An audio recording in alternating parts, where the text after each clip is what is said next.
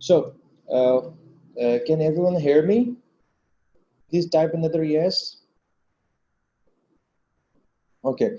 Actually, I'm trying to resume the lecture from my workplace, so I just wanted to make sure that I'm audible to everyone.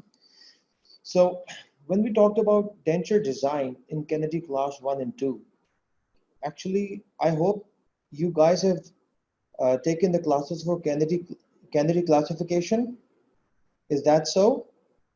This is what I've been told, that all of you have been taking the class. Okay, now. So we all are familiar with the Kennedy classification.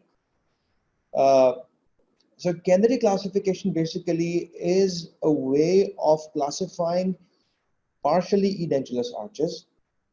It is not something very difficult to grasp. It's pretty simple. I'm not going to go into the details of that right away. I'll just talk about the designing of the Kennedy class 1 and 2. Why we are specifically taking 1 and 2 separately and 3 and 4 separately. The main reason is because of the way the teeth are missing in both these classes, the class 1 and class 2. So when we talk about denture design, we are talking about where the components of the denture will be placed, how to extend the denture properly, what sort of forces will be placed on the denture, and how will the denture react to those forces as far as its seating and dislodging is concerned. So we proceed. Okay. So the forces, now these are the learning outcomes. The forces acting uh, on RPD inside oral cavity. I'm sorry, this is on. Mistakenly have been written as off. So typed as off. So forces acting on the removable partial denture inside the oral cavity, the designing for Kennedy class 1 and 2, differential support and its management, indirect retention.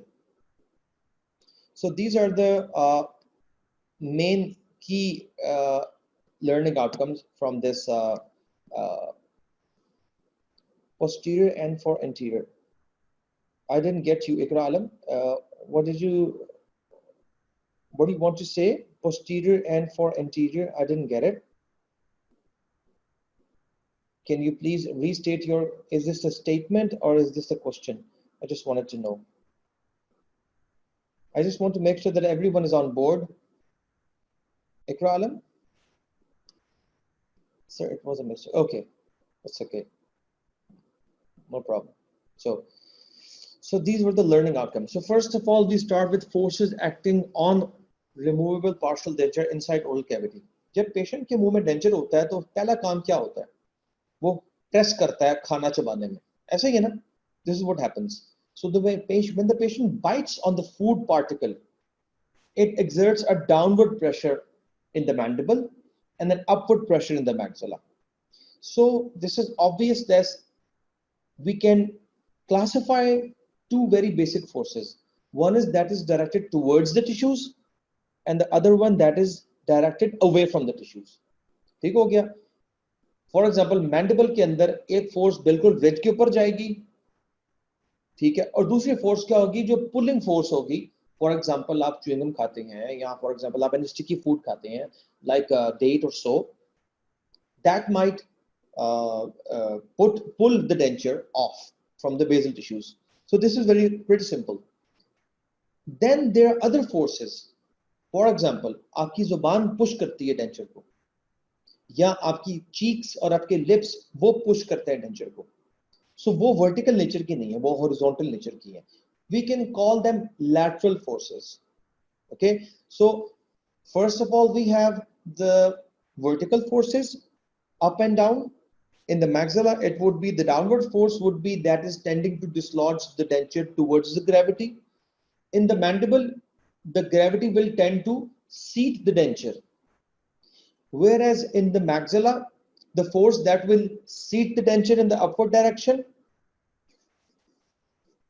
that is will be resisted by the palate. Okay, in the mandible, it will be resisted by the ridges only. So this is pretty simple. The other type of forces is the one that we put with our with the tongue, with the lips and cheeks, and as well as when the patient chews in the ruminatory movement, जिसे जुगाली कहते हैं, जब हम चबा रहे होते हैं, when we are in the flow, our mandible is moving constantly in a rotary movement. वो रोटरी जो मूवमेंट है वो रूमिनेटरी मूवमेंट है. अब उसके नतीजे में भी डेंचर पे फोर्सेस पड़ेंगी या पेशेंट की मुंह में डेंचर है. ठीक है. So designing for the Kennedy class 1 and 2, ये अगला लर्निंग आउटकम है.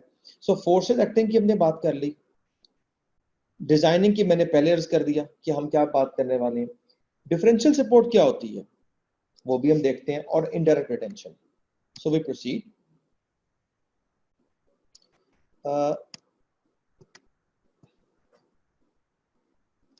सो अगेन टिश्यू वर्ड फोर्सेस नीचे की तरफ जाएंगी मैंडिबल में, और ऊपर की तरफ जाएंगी टिश्यू अवे फोर्सेस, जिनको हम कह रहे हैं. ये तो बड़ी सिंपल फोर्सेस हैं. दूसरी आ जाती है लैटरल फोर्सेस. ठीक हो गया. और फिर तीसरी आ जाती है रोटेशनल फोर्सेस. ठीक है. Just to keep things simple, आप इन तीन फोर्सेस को ध्यान में रखें, क्योंकि ये तो नेचुरली हैं. अगर एक डेंचर को बिठा रही है तो एक डेंचर को उतार रही है. ठीक है. इसके अलावा वो फोर्सेस हैं जो लैटरली पुश कर रही हैं, आपकी टंग से आ रही हैं, आपकी चीक से आ रही हैं. Is this clear? इसमें तो कोई मुश्किल नहीं है. Up till now, is there any problem? Okay, so अब मैकेनिकल प्रिंसिपल क्या है? मैकेनिकल प्रिंसिपल का मतलब ये है कि इन फोर्सेस को, when we are talking about forces, we are talking about an engineering. ठीक है. अब जब वो इंजीनियरिंग की कौन सी स्पेसिफिक फील्ड है जो कि फोर्सेस से ताल्लुक रखती है, वी कॉल इट मैकेनिक्स. ठीक है. लीवर प्रिंसिपल सबको याद है. ठीक है. सी सॉ एक लीवर प्रिंसिपल पे चलता है. ठीक है. इसी तरह अगर आपने कंडेंस्ड मिल्क जो उमेला के नाम से भी आता है और डिफरेंट नामों से आता है, उसके टिन को ओपन करना है. ठीक है. या फॉर दैट मैटर आपने किसी भी टिन फ्रूट को ओपन करना है. ठीक है ना. तो आजकल तो वो फैंसी स्ट्रिप्स आ रही हैं, जो स्ट्रिप आप करके फिंगर अपनी फंसा के तो स्ट्रिप को ओपन कर लेते हैं, या कटर्स आते हैं. और एक और टिन ओपनिंग के भी केसेस आते हैं, जिस तरह एक जमाने में नीडो के डब्बे के आते थे, जो स्टील का बॉक्स होता था, उसका राउंड सा कंटेनर होता था सिलेंड्रिकल, और उसकी जो लिड है, वो लिड हम प्राय ओपन करते थे विद समथिंग लाइक किसी चाबी से, कोई स्क्रू ड्राइवर से. ठीक है. वो लीवर प्रिंसिपल था. So whenever we are talking about forces, we are talking about mechanics. अब when these forces are applied in a biological system, we call it biomechanics. ठीक है. So biomechanics सुनने में बड़ा fancy word है, but it's pretty simple. So how can we define biomechanics? It is the application or the management or the regulation of forces in a biological system. ठीक है. Application, regulation और management, ये तीनों एक ही किस्म के words हैं. ठीक है. Of forces in a mechanical system. ठीक है. This is not a very definition that I took from a book. I am just trying to make it very clear, ताकि आप लोग पढ़ें तो उसके बाद आपकी चीजें बॉदर ना करें. So we have the support principle. क्या मतलब इसका ये है कि जब ये फोर्सेस पढ़ेंगी, टिश्यू वर्ड फोर्सेस पढ़ेंगी, तो डेंचर की कौन सी एट्रीब्यूट हम यूज कर रहे होंगे उनको काउंटर करने के लिए? सपोर्ट. और जब ये वाली फोर्सेस पड़ेंगी जो डेंचर को from its basal seat lift up करेंगी, तो उन फोर्सेस को रेजिस्ट करने के लिए जो डेंचर की एट्रीब्यूट्स हम यूज करेंगे, that will be known as retention. ठीक है. तो support is when the denture is compressed against its basal tissues. ठीक है. और retention is when the denture lifts from its basal tissues. ठीक है. तो रिटेंशन के जो मीन्स है, they will only be called upon to act when the denture is being lifted from the tissues. और support के means will only be called upon to act when the denture is being seated on the tissues. So this is pretty clear.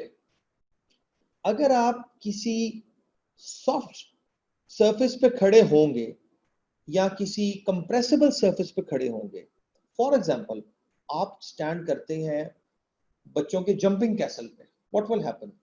You won't be well supported, ठीक है ना, wobbling करेंगे, आप गिर जाएंगे नीचे, ठीक है। Same is the case with teeth. जब रिमूवेबल डेंचर किसी सॉफ्ट जगह पे स्टैंड करेगा लाइक म्यूकोजा और a flabby tissue, it will rock, it will not be supported, ठीक है। सो सपोर्ट को बेहतर करने के लिए हमने ज्यादा स्टेबल टिश्यूज को लेना है, और वो पेरिडोंटल टिश्यूज हैं।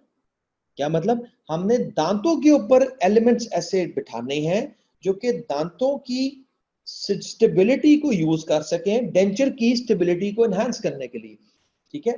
तो जो प्रॉपर्टी हम दांतों के यूज करेंगे for the support of the denture, जिस मीन से हम करेंगे उन मीन्स को हम कहेंगे रेस्ट। डेंचर की जो मीन्स हम दांतों के ऊपर रखेंगे ताकि दांत डेंचर को सपोर्ट कर सके, उसे हम कहेंगे रेस्ट, ठीक है। फॉर एग्जाम्पल आई से, हम ये बात करते हैं कि यार when you are working on the ladder you should rest it against a wall, ठीक है, rest it against a wall. Rest का मतलब बड़ा सिंपल है, रेस्ट कर रही है, वो पड़ी हुई है। सो डेंचर का वो कंपोनेंट जो कि दांत के ऊपर इसलिए रखा जाएगा कि वो डेंचर को सपोर्ट दे, we will call it rest, because denture is resting on the tooth. ये एक अलहदा बात है कि we also put pressure on the mucosa, हम रिज के ऊपर भी डेंचर को एक्सटेंड करते हैं, ठीक है ना। सो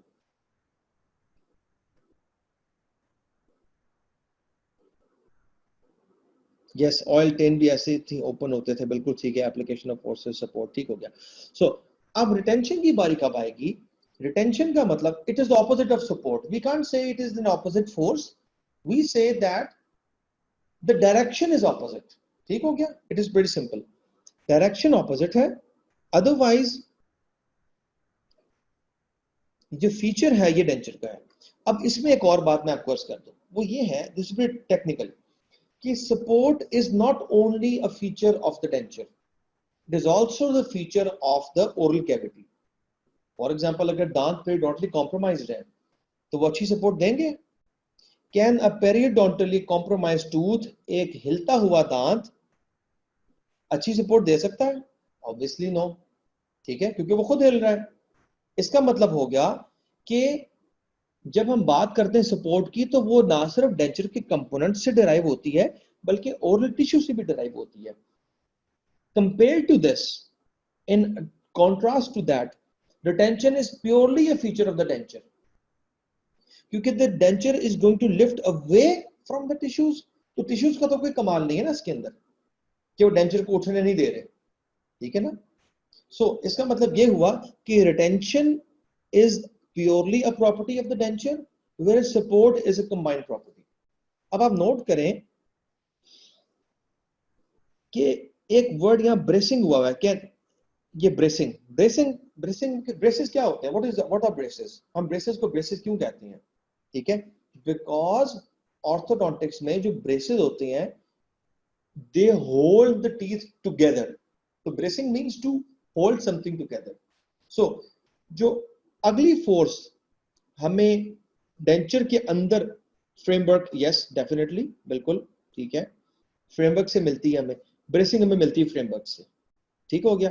आई एम एक्चुअली, देखते हैं, मेरी बात सुने, I am trying to be, since I can not see you, I can not hear you at the same time, I have to read your comments, so I am trying to be very slow, ठीक है। So I may bore, I might get boring, ठीक है, but you have to understand the nature of this mode of communication. We all are not used to it, okay?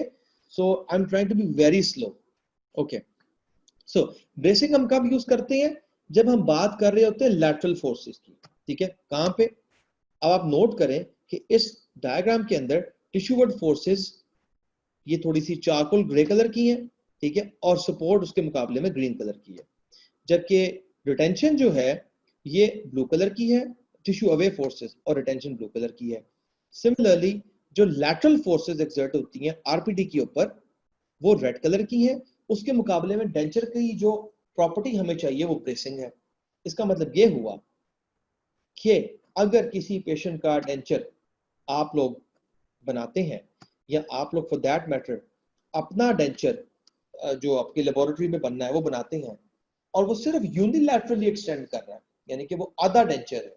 For example आप mandible की example ले लें, एक patient आपसे कहता है या आपकी फैमिली मेंबर को आपसे कहता है मेरा एक दांत निकला हुआ है, वो मेरा एक दांत आप यहाँ लगा दें रिमूवेबल डेंचर से, ठीक है, उसमें आप सपोर्ट भी दे सकते हैं, रिटेंशन भी दे सकते हैं, पर क्या ब्रेसिंग दे सकते हैं आप उसके अंदर?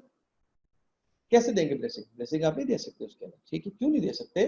क्योंकि ब्रेसिंग के लिए लेट्स सपोज अज्यूम करें एक सिनारियो कि एक पेशेंट का लोअर राइट 6 मिसिंग है, लोअर राइट फर्स्ट मोलर, ठीक है, I am trying to be clinical as well ताकि आप लोग क्लिनिकली भी सोच सकें।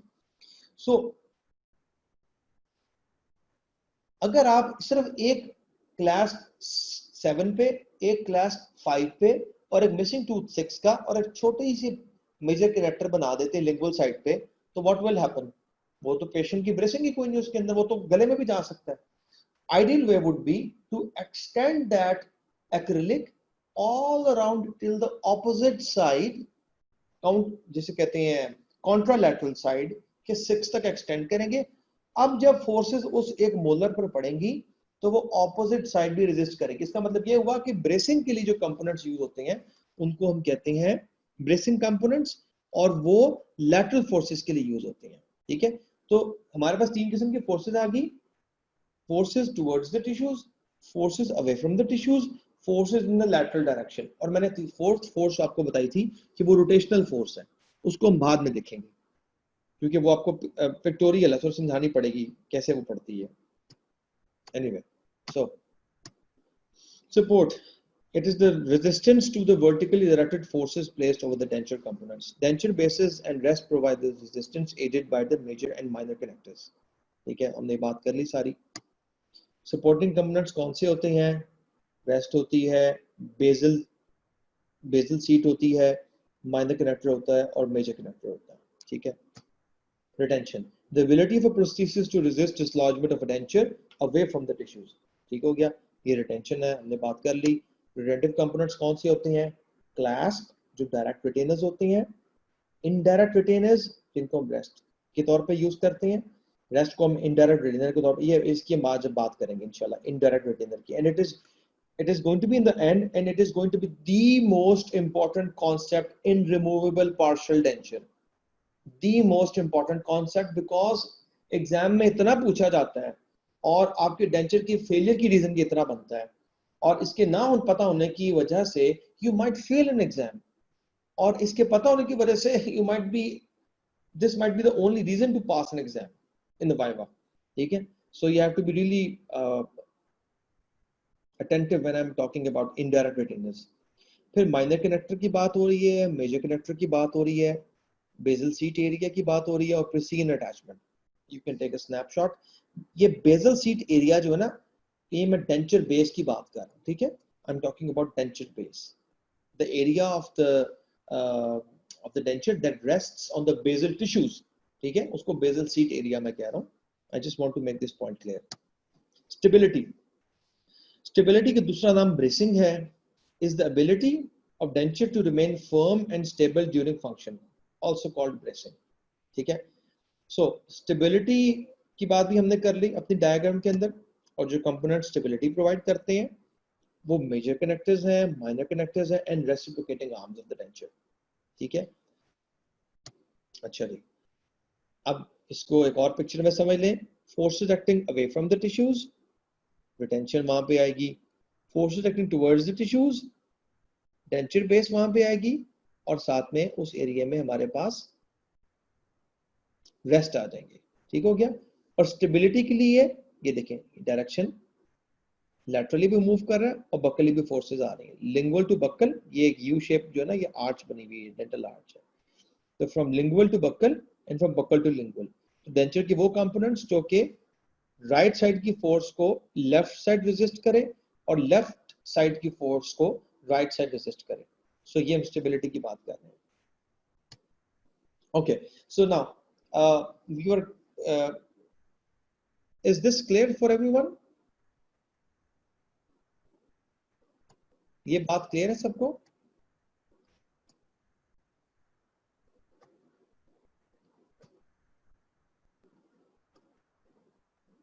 ओके, ठीक हो गया। आई एज्यूम कि जो हमारी फीमेल स्टूडेंट्स हैं उनको तो बात समझ आ रही है, लेकिन किसी मेल को बात समझ नहीं आ रही, क्योंकि all I can read is Fatima Zaid, Huma Aslam, Tahreem Mumtaz, Umme Habiba, Khansa Tariq, चलो उसामा आसिफ, थैंक यू। और कोई male? Anyone else? Okay, Saeed Umaid Ali, yes yes, जबरदस्त हो गया, ठीक हो गया। ओके, सो अब हम बात कर रहे हैं क्लास वन कैनेडी की, कैनेडी क्लास वन, ठीक है। अब आप नोट करें कि क्लास वन कैनेडी का मतलब क्या है? बायलैटरल फ्री एंड सैडल, ठीक हो गया जी। बायलैटरल दोनों तरफ, फ्री एंड के एंड जो है वो फ्री है, ठीक है, एक एंड जो है वो फ्री है बिल्कुल, और सैडल टूथलेस एरिया, ये है कैनेडी क्लास वन। इस कैनेडी क्लास वन के अंदर which is the most at risk tooth? Obviously it is already circled, second premolar. Why? देखें, इसलिए एट रिस्क है क्योंकि at one end it has a tooth, at the other end it is not supported by any tooth, ठीक है। जब supported नहीं है तो क्या होगा?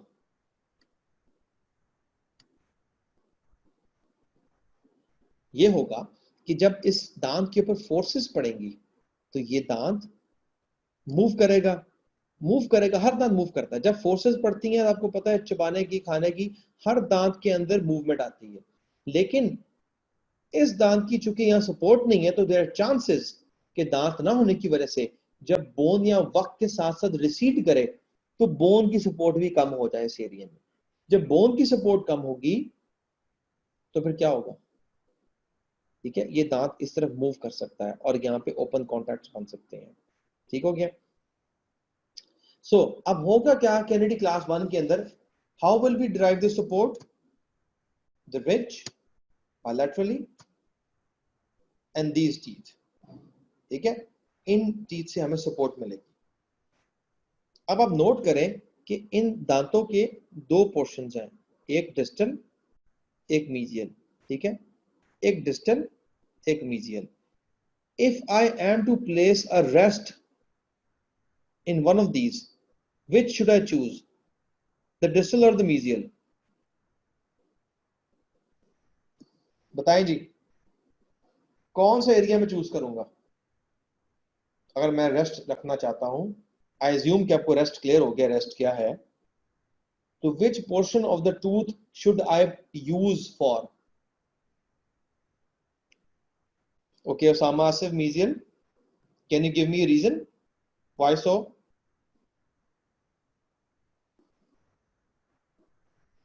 Why not distal? I like distal, मुझे distal पसंद है। Okay, so I'm not going to take any further time. Marnoon Naveed, you have successfully fallen in my clasp, in my snare, ठीक है, मेरे जाल में आप फंस चुकी हो। हाँ, सामा ने सही कहा है कि डिस्टल साइड पर टूथ नहीं है। अगर मैं इसके ऊपर यहाँ रेस्ट दूंगा तो रेस्ट क्या करेगा? इसके ऊपर डाउनवर्ड फोर्स डालेगा, ऐसा ही है ना? वो डाउनवर्ड फोर्स के नतीजे में क्या होगा? उस डाउनवर्ड फोर्स का एक कंपोनेंट डाउनवर्ड होगा और एक डिस्टल कंपोनेंट होगा। ये दांत डिस्टली मूव करना शुरू करेगा, ठीक है, और हो सकता है कि इस एरिया में पेरिडोनल ब्रेकडाउन बढ़ जाए, ठीक है। So I will choose the mesial side, ठीक है। अच्छा जी, देखें फिर पिक्चर में कि इस एरिया में ये एक रेडियोग्राफ है पेशेंट का, ओपीजी रेडियोग्राफ। अब आप नोट करें कि इस एरिया के अंदर जब फोर्सेस यहां पे पड़ेंगी तो ये दांत इस तरफ मूव करेगा, ठीक है, जबकि ये फोर्सेस यहां पड़ेंगी तो ये दांत इस तरफ मूव करेगा। अब चूंकि सब ऑलरेडी दांत हैं, प्रीमोलर्स हैं, तो क्या होगा इसका नतीजा? नतीजा इसका ये होगा कि ये दांत it won't move at all, ठीक हो गया। सो अगर मैंने अपनी रेस्ट की लोकेशन फाइनलाइज करनी है तो that would be mesial when you talking about the principal abutment, we call it the principal abutment, ठीक है। जो अबटमेंट ई डेंचुरल स्पेस के बिल्कुल साथ होता है, जिसके ऊपर आपके डेंचर के कंपोनेंट्स रेस्ट करने होते हैं, we call it the principal abutment. Okay, so ये वही बताई गई बात कि अगर फोर्स हम मीजियली रेस्ट नहीं देते, डिस्टली देते हैं, तो 5 और 4 के दरमियान स्पेसिंग डेवलप हो जाएगी, ठीक है, और ये 5 रोएगा बेचारा, परेशान हो जाएगा। अच्छा, सो अब हम बात करते हैं, नेक्स्ट बात हम ये करते हैं कि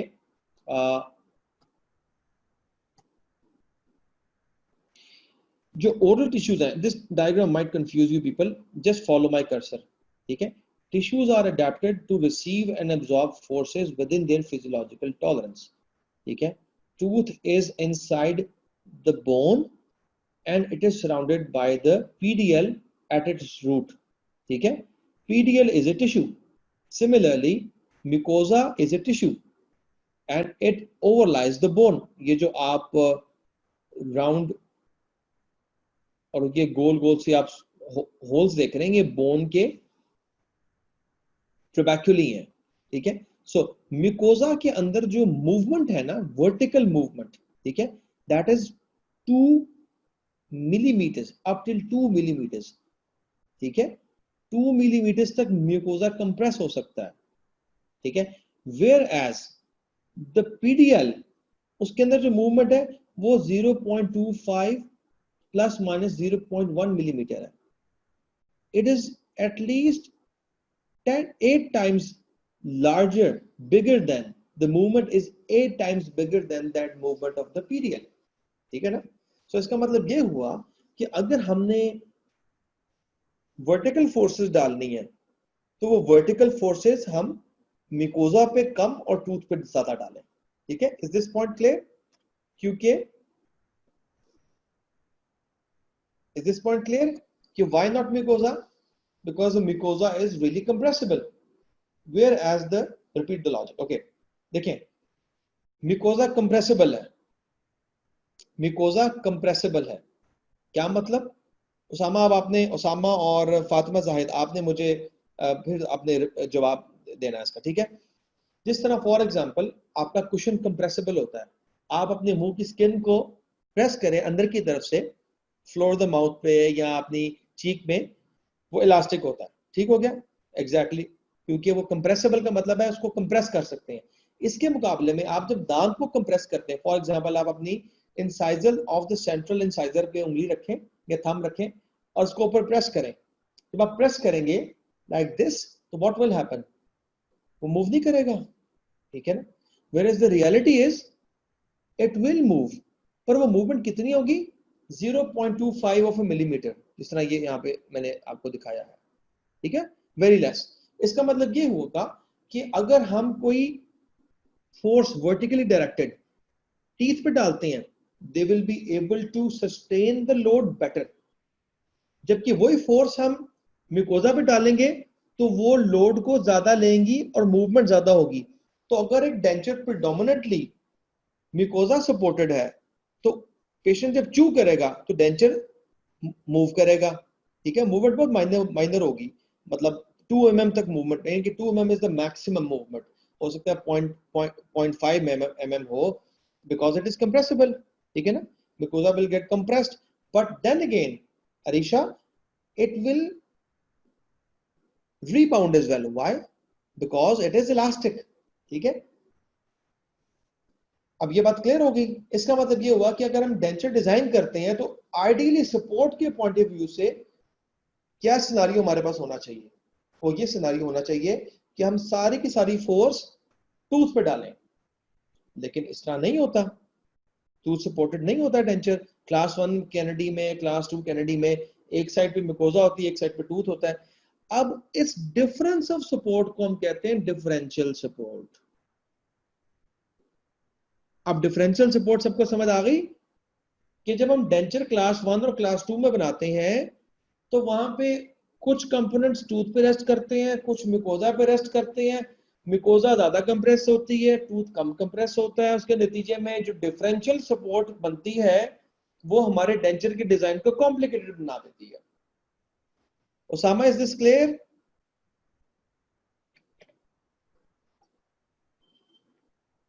ओके, ठीक हो गया। अब ये जो मूवमेंट बताई गई है ना, ये 2 mm है फॉर म्यूकोजा स्लैश पेरियोस्टियम, म्यूकोपेरियोस्टियम, और 0.25 मिलीमीटर है फॉर द पीडीएल। ठीक है, ये इतनी कम मूवमेंट होती है। अच्छा, अब ये बात क्लियर हो गई है। अब आप एक बात नोट करें कि हमारी इस पिक्चर के अंदर एक वर्टिकली डायरेक्टेड फोर्स है। इसका मतलब ये हुआ कि हमारे दांत वर्टिकल फोर्सेस को अच्छा ले सकते हैं। ठीक है, क्योंकि उनके रूट्स के इर्द जो पीडीएल की लोकेशन है वो इसको कॉरेस्पॉन्ड करती है, इस फोर्स एब्जॉर्प्शन को। लेकिन जो ही फोर्सेस लैटरल होंगी दांत के ऊपर, तो हमारे दांत वहां पे फेल हो जाएंगे। ठीक है, वो अच्छे तरीके से फोर्स को एब्जॉर्ब नहीं करेंगे। उसकी क्या रीजन है? लैटरल फोर्सेस तकरीबन तमाम मैकेनिकल सिस्टम्स में खतरनाक होती हैं। ठीक है, तमाम मैकेनिकल सिस्टम्स में।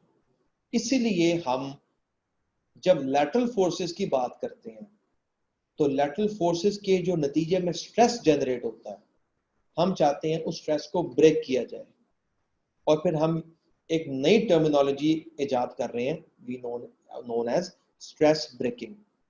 स्ट्रेस ब्रेकिंग का मतलब है कि जो फोर्सेस, जो स्ट्रेसेस नुकसानदेह हैं दांत के लिए, हम उनको ब्रेक कर दें, उनको तोड़ दें। ठीक है, आप लोगों को पता है कि आप लोगों के घर में जो इलेक्ट्रिसिटी की जो मेन इनलेट होती है, मीटर, आपके घर के मीटर के बाहर से जब तारें आपके घर के अंदर आती हैं, तो वो एक बॉक्स होता है, उसे कहते हैं डीपी। ठीक है, उस डीपी के अंदर सर्किट ब्रेकर फिक्स हुए होते हैं। सबको पता है ना, एवरीवन नोज, सबके घरों में डीपी लगी होगी। डीपी का मतलब जहां पे आपके मीटर से तारें आके एंटर होती हैं, फिर वहां से तारें पूरे घर में जाती हैं। ठीक है, उस डीपी के अंदर वो सर्किट ब्रेकर होते हैं। वो क्यों होते हैं? कि जब इलेक्ट्रिसिटी बहुत ज्यादा पहुंचे तो जो जो सर्किट ब्रेकर जिस जिस एसी को या जिस जिस कमरे को कॉरेस्पॉन्ड कर रहा है, वो वहां पे सर्किट को ब्रेक कर दे। क्या मतलब? करंट को आगे ना जाने दे। ठीक है, same is the case with the stress breaker. ठीक है, स्ट्रेस ब्रेकर क्या करता है? वो दांत के ऊपर लेटरल फोर्सेस को या ऑफ वर्टिकल फोर्सेस को, जो फोर्सेस दांत लेने के लिए नहीं बना, उनको एब्जॉर्ब, उनको पढ़ने नहीं देता। वहां पे वो डेंचर के कंपोनेंट्स को अलग कर देता है। ठीक है, सो अब यहां पे हमारे पास दो वाइटल कॉन्सेप्ट्स आ गए, एक तो डिफरेंशियल सपोर्ट का और एक स्ट्रेस ब्रेकिंग का। ठीक हो गया? Is this clear? Are these two concepts clear to everyone?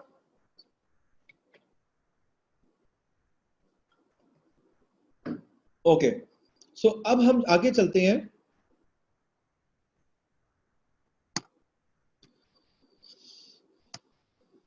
Options कैसे डिफरेंशियल सपोर्ट को मैनेज करेंगे। अब हम ना इनको टर्न बाय टर्न, पहले हम बात करेंगे डिफरेंशियल सपोर्ट की कि हमने उसको कैसे मैनेज करना है। ठीक है, फिर हम बात करेंगे स्ट्रेस ब्रेकिंग की। लेकिन ज्यादा बात हम करेंगे डिफरेंशियल सपोर्ट की, क्योंकि इस वक्त कैनेडी क्लास 1 और क्लास 2 के अंदर ये हमारा मेन कंसर्न है। सो दो तरीके हैं, एक तो है broad extension of denture base for maximum area for stress, और दूसरा है आरपीआई सिस्टम। ठीक है, ये पहली बात क्या है? पहली बात बड़ी सिंपल है। Has anyone seen a snowshoe? स्नोशू देखा कभी किसी ने? वो जूता जो पहनकर स्केट करने वाले, स्नो स्केटिंग जो करते, स्कीइंग करते हैं, वो स्कीइंग करते हैं, उसके अंदर उसका फीचर क्या है? Can anyone please narrate me the feature of that? What is the feature?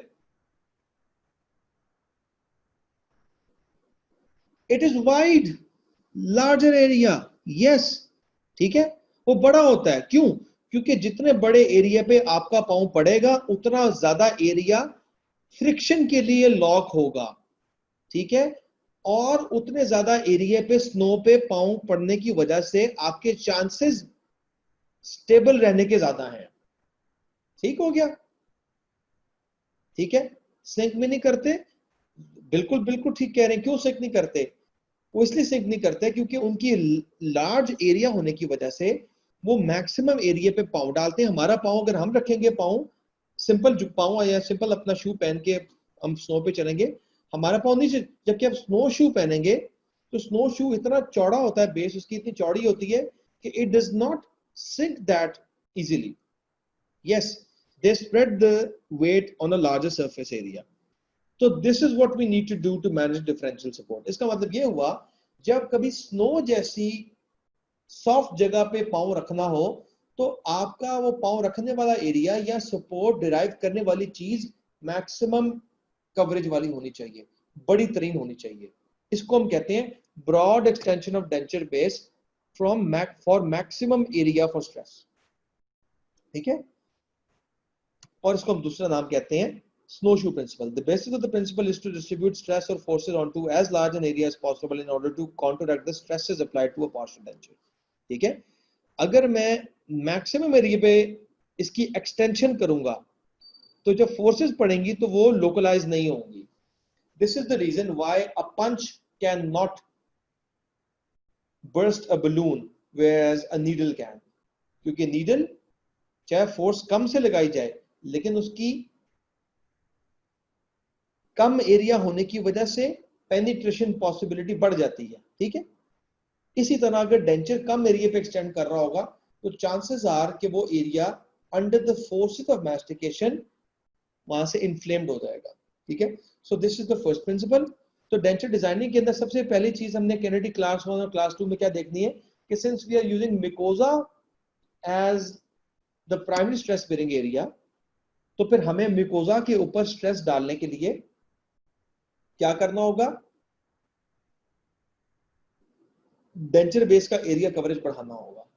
ठीक है, इसका मतलब ये हुआ कि अगर आपका एक इंप्रेशन आपने पेशेंट का लिया और वो वेल एक्सटेंडिंग नहीं है तो उसका नतीजा क्या होगा कि आपका डेंचर भी वेल एक्सटेंडेड नहीं बनेगा. जब प्रॉपरली एक्सटेंडेड डेंचर नहीं बनेगा तो नतीजे में आपकी फोर्सेस रिज पे लोकलाइज होंगी और स्नोशू इफेक्ट की वजह से आपकी रिज सफर करेगी. So is this point clear to everyone now?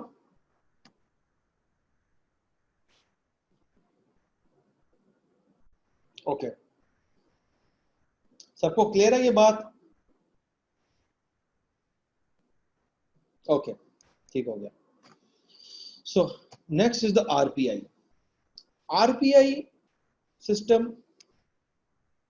Basically क्या है? एक रेस्ट, एक पी फॉर प्रॉक्सिमल प्लेट और आई फॉर आई बार. ठीक है, आई बार clasp with a mesial rest and a plate attached to the distal is all known as RPI. ये क्रेटोक्विल ने 1963 में डिवाइस की थी to minimize loads on the principal abutment in a Kennedy class 1 and class 2 denture. ठीक होगी ये बात?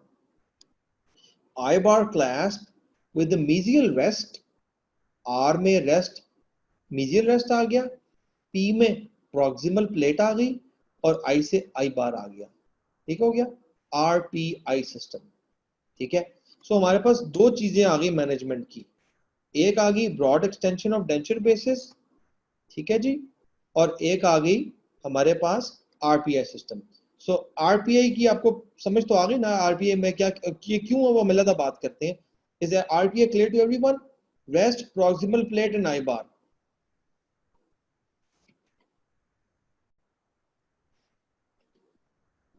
Okay,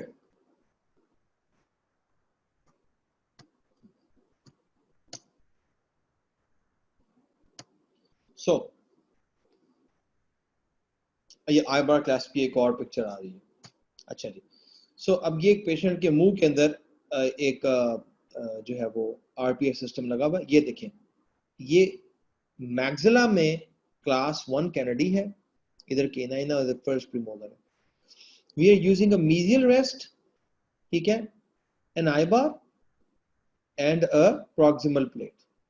ये मीजियल रेस्ट यहां फोर्सेस अप्लाई करेगी मीजियल साइड पे ताकि दांत डिस्टली टिप ना करे. आई बार जो है we all knew from our knowledge of the previous knowledge of our lectures कि आई बार और जिंजिवली अप्रोचिंग जो क्लैस्प है ये लेस फोर्सेस डालता है दांतों के ऊपर. जो प्रेडोमिनेटली कॉम्प्रोमाइज चीज होते हैं उनके लिए हम इसको इस्तेमाल करते हैं. ठीक है ना, सबको याद है ना ये बात?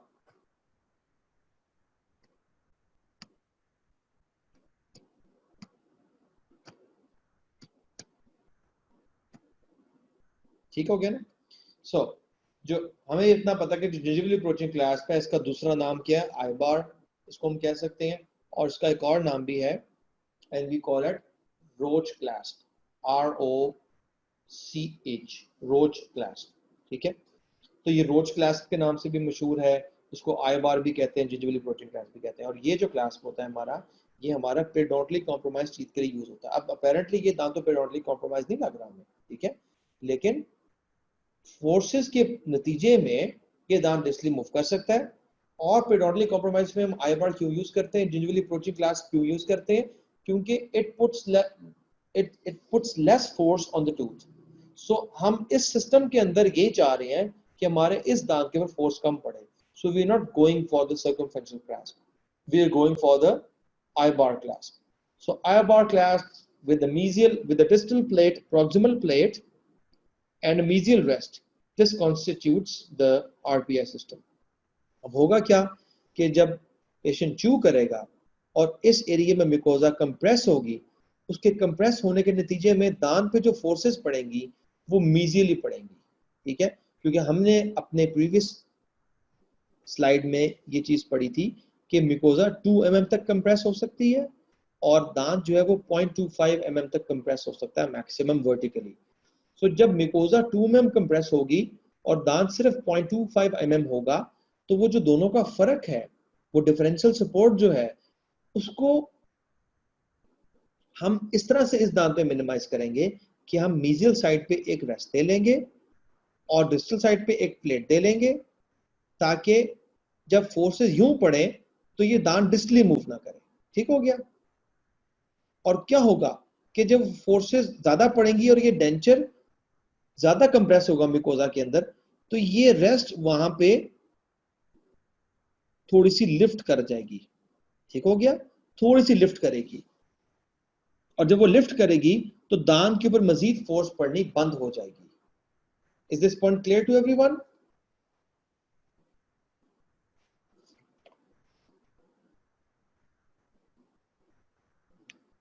जी, इकरा ने यस कहा है, ओके सही है।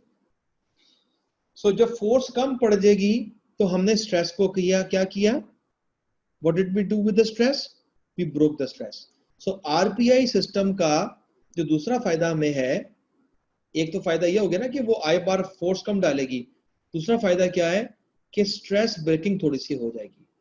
तीसरा काम हम क्या कर सकते हैं कि हम इस एरिया को इतना मैक्सिमम कवर करें कि जब ये मैक्सिमम कवरेज होगी एरिया की, पूरे रिज की और पैलेट की, तो उसके नतीजे में जब फोर्सेस पड़ेंगी तो more of the palate will be involved in bearing the forces. So force distribution की वजह से फोर्स कंसंट्रेशन कम हो जाएगी, और फोर्स कंसंट्रेशन की वजह से मिकोजा की कंप्रेशन भी कम हो जाएगी। ये बात भी क्लियर है सबको? इज दिस क्लियर कि फोर्स डिस्ट्रीब्यूशन की वजह से फोर्स कंसंट्रेशन कम हो जाएगी, यानी कि फोर्स की एक सिंगल पॉइंट के ऊपर जो मैग्नीट्यूड है वो कम हो जाएगा। जब एक सिंगल पॉइंट पे मैग्नीट्यूड कम हो जाएगा तो उसके नतीजे में मिकोजा कम कंप्रेस होगी, क्योंकि फोर्स कम लग रही है, क्योंकि फोर्स ज्यादा जगह पे फैली हुई है। जब ज्यादा जगह पे फैलने की वजह से एक पॉइंट के ऊपर फोर्स कम लगेगी तो फिर मिकोजा कम कंप्रेस होगी। तो दूसरी चीज जो हम कर रहे होंगे डिफरेंशियल सपोर्ट को मैनेज करने के लिए, वो ब्रॉड एक्सटेंशन कर रहे होंगे। ठीक है, सो एक हमारे पास आरपीआई सिस्टम आ गया और दूसरा आरपीआई, और दूसरा हमारे पास आ गया ब्रॉड एरिया कवरेज। चलें जी, वही बात हो गई। Mesial rest shifts the fulcrum to a favorable position. I-bar clasp favors aesthetics. Push-type retention, hence lesser loads on the tooth in a distal direction. Distal plate contacts the tooth and prevents the distal movement of the tooth. ये सारी बातें हमने कर ली हैं। अब हम बात करते हैं फल्क्रम लाइन की। फल्क्रम क्या होता है? What is a fulcrum? Can anyone please share some knowledge about a fulcrum?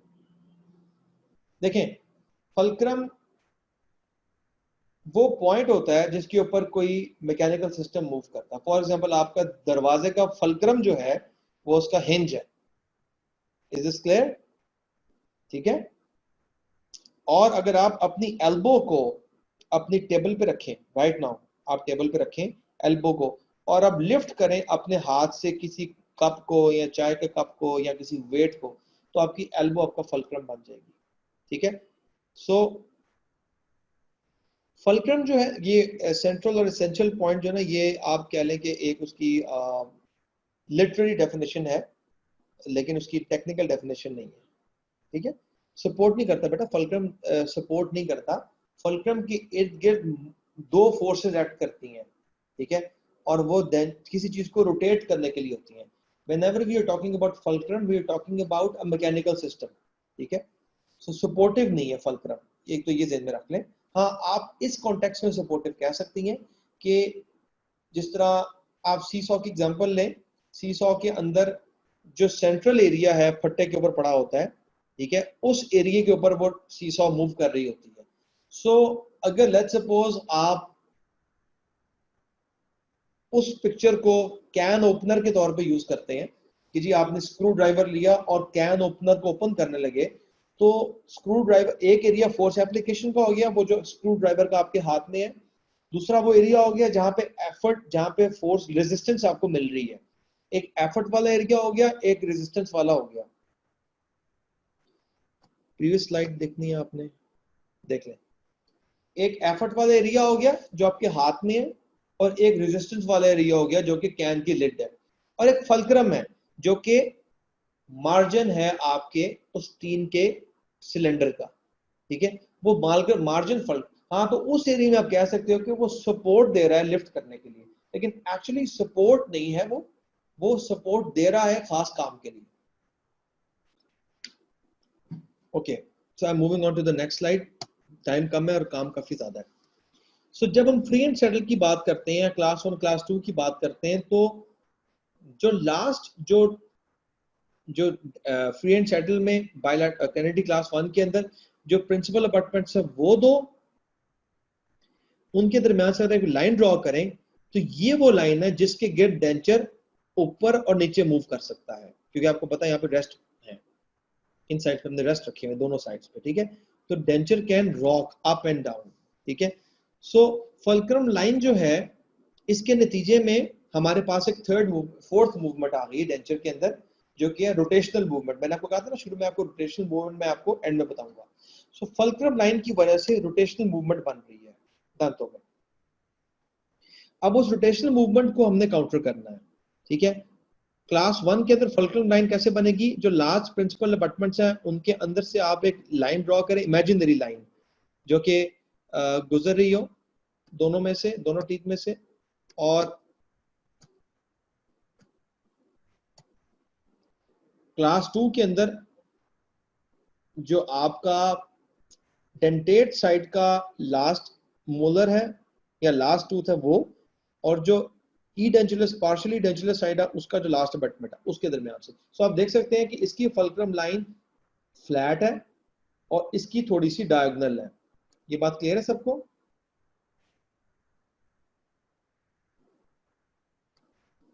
Okay, so diagonal fulcrum line है और यहाँ पे थोड़ी फ्लैट है।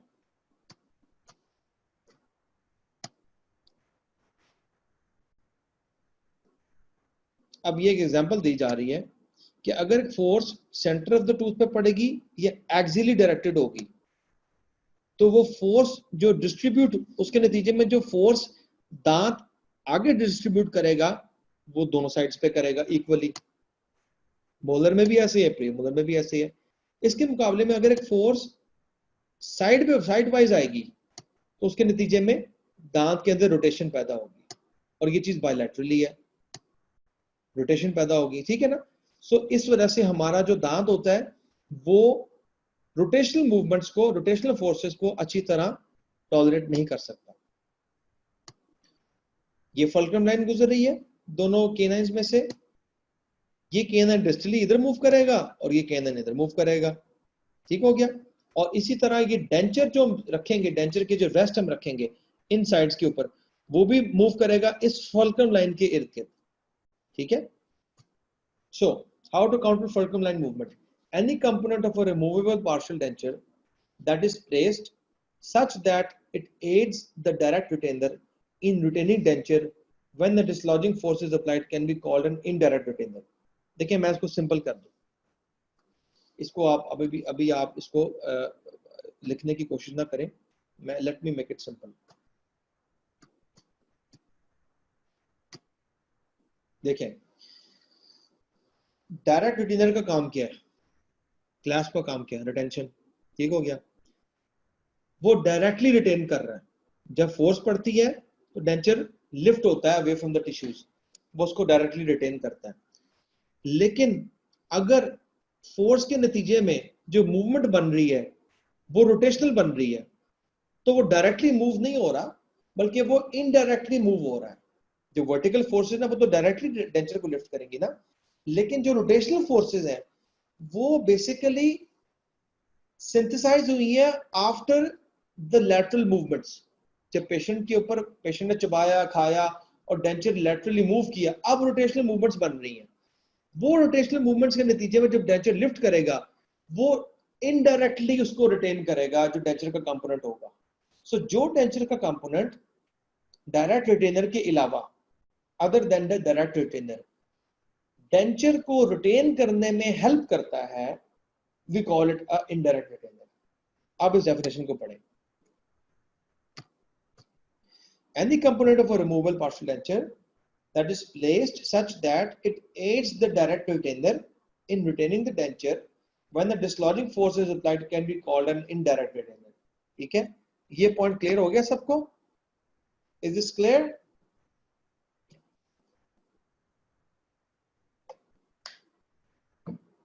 फातिमा आपने सिर्फ यस कहा है, ओके। हुमार ने भी। Usama where are you? Okay okay. So अब आप इस सेगमेंट को देखें, जो फोर्स यूं ऊपर जा रही है सीधी ऊपर, ठीक है, you can see my cursor movement, ऊपर की तरफ जा रही है, उसको जो चीज रिटेन करेगी वो ये क्लैस्प है, ठीक है।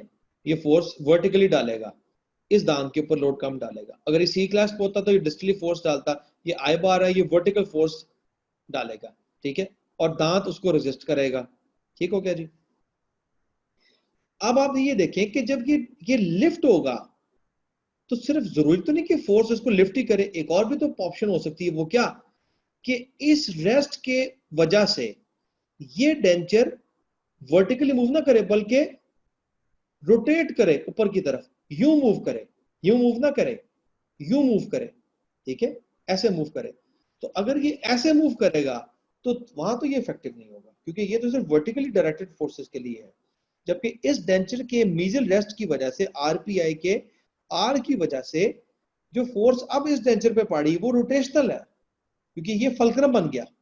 मैंने आपको कहा था ना, ये फलक्रम बन गया। जब ये फलक्रम बनेगा और ये लिफ्ट करेगा तो हम क्या करेंगे, इस डेंचर की एक एक्सटेंशन और आगे ले जाएंगे दांतों तक, और वो एक्सटेंशन किसी एक दांत पे रेस्ट की सूरत में आ जाएगी, वो लिफ्ट करेगी, वो रेजिस्ट करेगी इस सेकंड फोर्स को। इस वजह से हम इसको कहेंगे इनडायरेक्ट रिटेनर। ठीक है, ये बात सबको क्लियर है? डायरेक्ट रिटेनर ने वर्टिकली डायरेक्टेड फोर्स को रेजिस्ट किया, इनडायरेक्ट रिटेनर ने रोटेशनल फोर्स को रेजिस्ट किया। That resulted due to the fulcrum, fulcrum की वजह से बनी वो फोर्स। और चूंकि वो जो डिसलॉजिंग फोर्स है वो इनडायरेक्टली बनी, डायरेक्टली नहीं बनी, यानी कि सीधा खाने ने इसको रिमूव नहीं किया, बल्कि वो डिसलॉजिंग फोर्स एक फलक्रम पॉइंट की वजह से मूव की, बनी डेंचर के अंदर। इस वजह से जो कंपोनेंट डेंचर का उस फोर्स को रेजिस्ट करेगा उसको हम कहेंगे इनडायरेक्ट रिटेनर। ठीक हो गया? सो आप देख सकते हैं कि ये फ्री एंड सेटल है। सो इसका मतलब ये हुआ कि इनडायरेक्ट रिटेनर क्लास 1 और क्लास 2 में तो बन सकता है, क्लास 3 में तो बिल्कुल नहीं बन सकता, और क्लास 4 में थोड़ा सा बन सकता है, क्योंकि वहां भी हमारे पास एक ईडेंचुलस एरिया मिड लाइन क्रॉस कर रहा होता है। ठीक है, लेकिन बहुत ज्यादा नहीं बनता, वहां भी ज्यादा ये क्लास 1 और 2 में ही बनता है। सो आपको इसका एक एमसीक्यू इस तरह से आ सकता है कि can indirect retainer be used in class 3? अब हम कह सकते हैं no, it is not required. ठीक है ना, यहां कह सकते हैं कि which class is commonly called upon for indirect retainer, class 1, class 3, class 4, यहाँ हो सकता है class 1 and 2, class 3, class 4 and class 1, इस तरह भी हो सकता है। सो आपने क्लास 1 एंड 2 को आपने ऑप्ट करना है, ठीक हो गया? यस। सो अब आप नोट करें, ये हमारा क्लास 2 है, ये हमारा फ्री एंड सेटल है, यूनिलैटरल, ठीक है, और ये हमारा लास्ट अबटमेंट है ऑपोजिट साइड का, और ये हमारा प्रिंसिपल अबटमेंट है सेम साइड का। ये एक इमेजिनरी लाइन गुजर रही है, ये आपको कहा था ना डायगोनल होगी। इस इमेजिनरी लाइन के सेंटर के अंदर हम अगर एक लाइन लगाएं, ठीक है, तो वो सीधी जा रही है इस एरिया में, सो हम इसको यूज करेंगे एज अ रेस्ट, ठीक है। अब क्या होगा कि जब इस इमेजिनरी लाइन के अबाउट ये डेंचर लिफ्ट करेगा, मूव करेगा, ऊपर की तरफ जाएगा, रोटेट करेगा, तो ये जो रेस्ट है ये उसको रोक लेगा and it will act as an indirect retainer. So clasps are used as direct retainer, means for retention, and rests are and minor connectors are used as indirect retainers, means of retention. Is this point clear?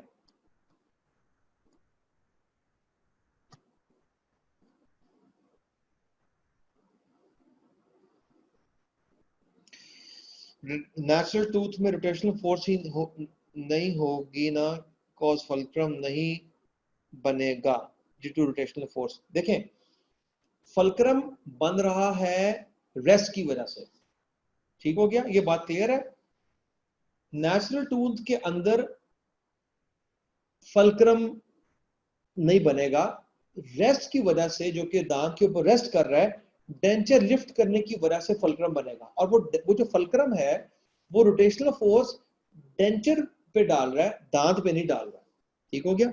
हमने ये बात clear कर ली है कि indirect retainer जो है ये दांत के लिए नहीं है, ये डेंचर की रिटेंशन के लिए, ये इनडायरेक्ट रिटेनर है, ये स्ट्रेस ब्रेकर नहीं है। दांत को जो रोटेशनल मूवमेंट से बचाती है चीज, वो स्ट्रेस ब्रेकिंग है। Is this point clear Usama? आपने सवाल पूछा है, ओके, ठीक हो गया। सो अब हम एक छोटी सी वीडियो देखते हैं।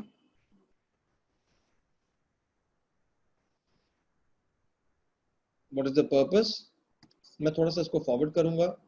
It assists the direct retainer in preventing displacement of the extension base partial by functioning through lever action on the opposite side of the fulcrum line when the denture base moves away from the tissues in pure rotation around the fulcrum line। ये बात हमने कर ली कि fulcrum line जो बन रही है, previous हमने पिक्चर्स में देखा, उसके अंदर जो प्योर रोटेशनल मूवमेंट हो रही है उसको काउंटर करने के लिए इनडायरेक्ट रिटेनर आएगा। ओके, अब आप देख सकते हैं स्टिकी फूड है, ये लिफ्ट हुआ, अब ये क्लास कुछ नहीं कर रहा, ये देखें। इसके मुकाबले में अगर हम इस दांत के ऊपर एक रेस्ट रख देंगे, ठीक है, तो अब क्या होगा, जब ये लिफ्ट करना चाहेगा तो ये रेस्ट एक्टिवेट हो जाएगा, और ये दांत इस रेस्ट को एक्टिवेट होने के बाद, ये देखें, ये रेस्ट के बगैर है, इनडायरेक्ट रिटेनर के बगैर, अब ये रेस्ट आ गया, रेजिस्टेंस डिसलॉजमेंट। तो ये जो हमारा क्लैस्प है ये वर्टिकल फोर्स को रेजिस्ट कर रहा है, और जो इनडायरेक्ट रिटेनर है ये रोटेशनल फोर्स को रेजिस्ट कर रहा है, ठीक हो गया जी। अच्छा जी, कैनेडी 1 एंड क्लास 2 में not needed into supported RPD, ठीक हो गया, ये एक आपका एमसीक्यू बन जाएगा। फल्क्रम लाइन की बात हो रही है, ये फल्क्रम लाइन गुजर रही है, ये नेचर जब रोटेशनली मूव करेगा तो इस एरिया में हमारा वो रेस्ट आएगा, ठीक है। सो ये डिजाइनिंग के अंदर हमने बात जरूर ध्यान में रखनी है कि हमने इनडायरेक्ट रिटेनर को कहां पे प्लेस करना है।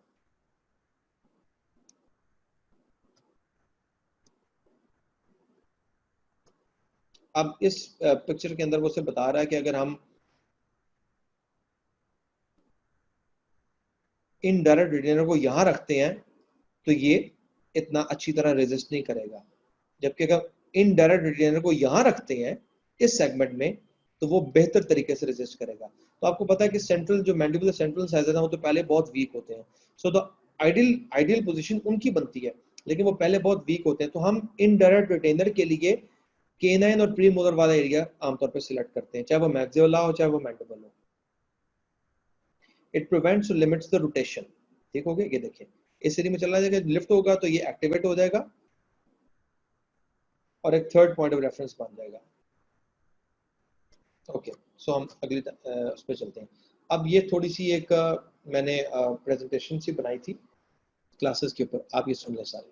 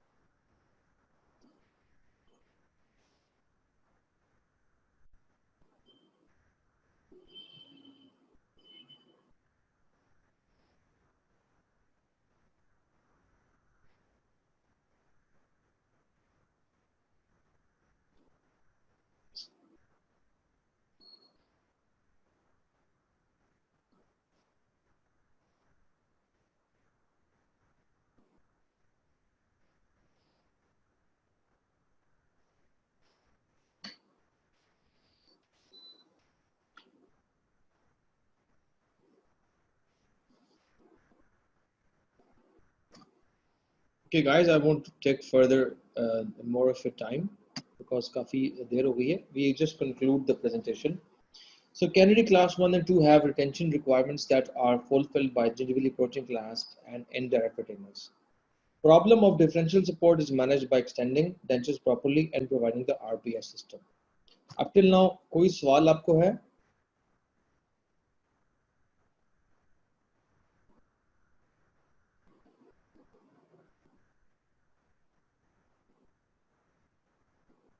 I'm sorry, मुझे नहीं पता लगा कि आप लोगों को वीडियो नहीं ऑडियो नहीं मिल रही.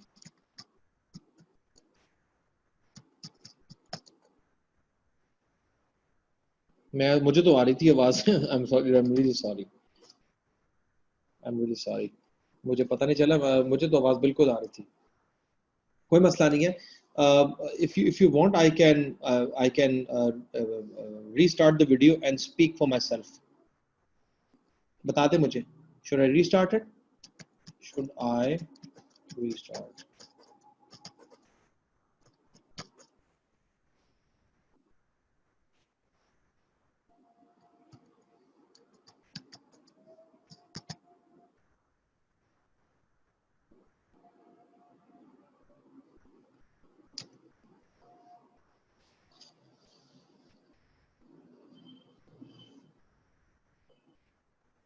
बताएं सारे. स्टार्ट कर दूं मैं दोबारा से?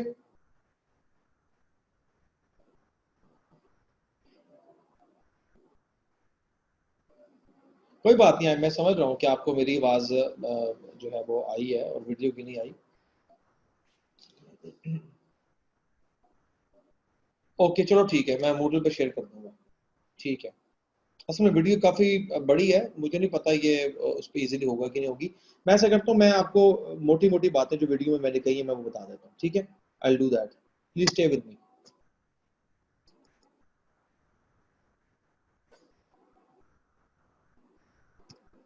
ओके गाइस, अब ये जो वीडियो हमारे पास है ये ऑल 4 क्लासेस हमारे सामने हैं.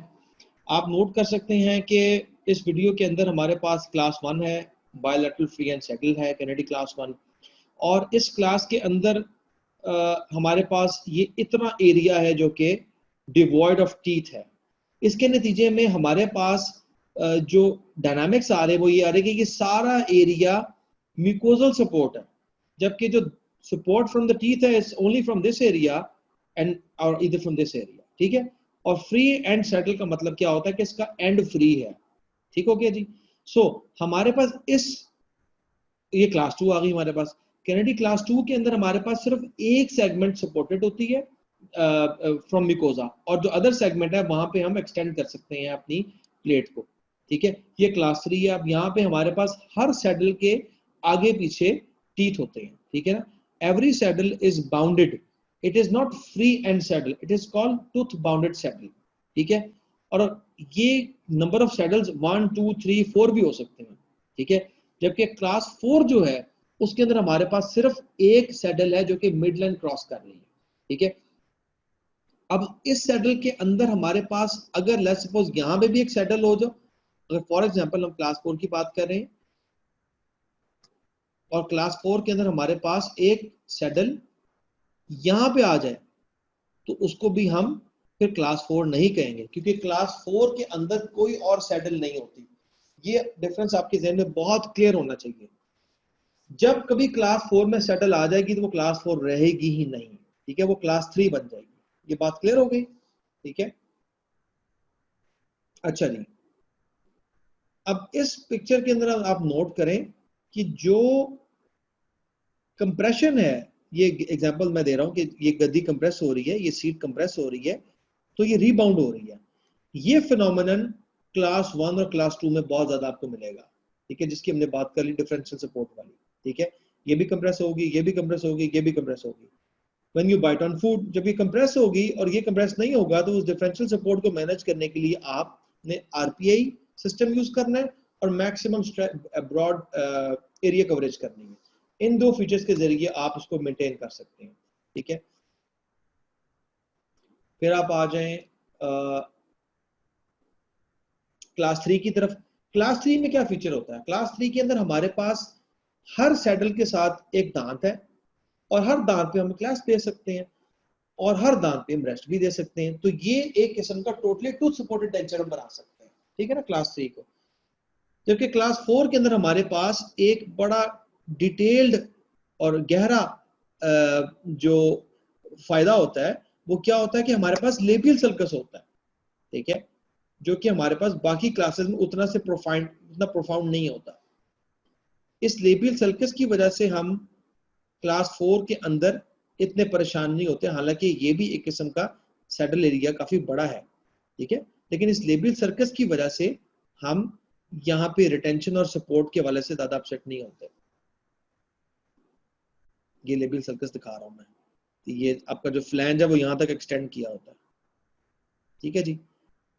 अब अगली बात आ गई क्लैस्प की, ठीक है। यहाँ पर अगर हम सी शेप क्लैस्प देंगे तो ये डिस्टलाइजिंग फोर्सेस डालेगा, उसके नतीजे में ये दांत, ये वही बात हो रही है जो पहले हमने आरपीआई की है, ठीक है। अनफॉर्चुनेटली वीडियो में बहुत अच्छा है साउंड, लेकिन वो जिस कॉन्टेक्स्ट से मैं समझा रहा हूँ वो पॉसिबल नहीं हो सक रहा यहाँ पे।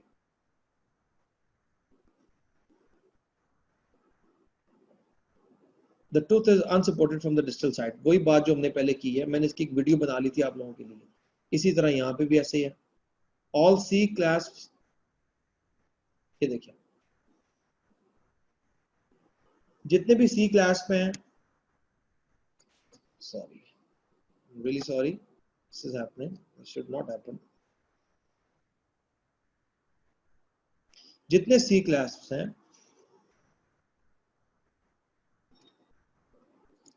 again sorry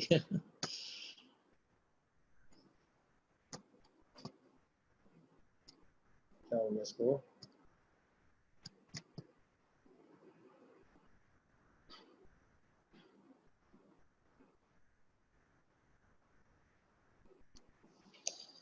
I think guys आपको क्लियर तो है ना सारा?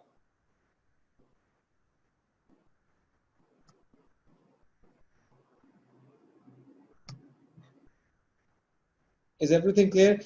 ये वही बातों की रेपिटेशन, आई जस्ट वांटेड कि मैं उसको वीडियो फॉर्म में बना दूं ताकि उस रेपिटेशन के नतीजे में ज्यादा रीइंफोर्समेंट हो जाए। Is everything clear? We talked about broad area coverage, we talked about the RPI system, we talked about the fulcrum lines, we talked about the indirect retainers, we talked about where the components of the partial denture designing should be placed, we talked about कि हमने class 1 और 2 के अंदर maximum area coverage करनी है, we talked about the fact कि हमने distal या principal abutment के ऊपर हमने RPI system use करना है for stress breaking and for fulcrum management हमने indirect retainer हमने यूज करने हैं। So more or less it sums up the whole lecture, ठीक है। I hope इंशाल्लाह अगले हफ्ते हम क्लास 3 और 4 की बात करेंगे। इतना टाइम नहीं लगेगा जितना आज लगा है, क्योंकि ये बहुत इंपॉर्टेंट क्लासेस थी। और I would like all of you to आपके पास is it possible कि आप लोग मॉडल आपके पास आ जाए पार्शियल डेंचर के? Is it possible? Partial denture के या व्हाट आई विल डू, अच्छा मैं काम करता हूँ, मैं काम ये करता हूँ कि मैं डॉक्टर आमना से कहता हूँ उनको कुछ मैं पिक्चर्स शेयर करता हूँ, इमेजेस शेयर करता हूँ, वो आपके ग्रुप में शेयर कर देंगी और वो इमेजेस आप लोग एक दफा डिटेल में देख लीजिएगा। मैं तो ये चाहता था कि आप अपने हाथ से पार्शियल डेंचर के मॉडल्स के ऊपर डिजाइनिंग कर लें, ठीक है, लेकिन चूंकि since it is not possible कि मेरे ख्याल से सबको नहीं मिल सकते पार्शियल डेंचर के मॉडल्स, तो बेहतर ये है कि आप उन पिक्चर्स को देख लें और आप उनकी डिजाइनिंग करके फिर डॉक्टर आमना को शेयर कर दीजिएगा हर बंदा, ठीक है, और फिर वो उस डिजाइनिंग को मैं खुद से जो है ना, और इंडिविजुअली शेयर कीजिएगा उन्हें, ठीक है, ग्रुप में शेयर मत कीजिएगा, वो ग्रुप में शेयर करेंगी, आप इंडिविजुअली शेयर कीजिएगा, फिर हम इंशाल्लाह जो है वो इसके ऊपर बात कर लेंगे, ठीक हो गया? चलें, ओके, अस्सलाम वालेकुम। ओके, मैं शेयर कर देता हूँ लिंक वीडियो का, फिक्र ना करें आप। I'll share it with Dr. Amna and she will share it with you, no problem. Take care everyone. Assalamu alaikum.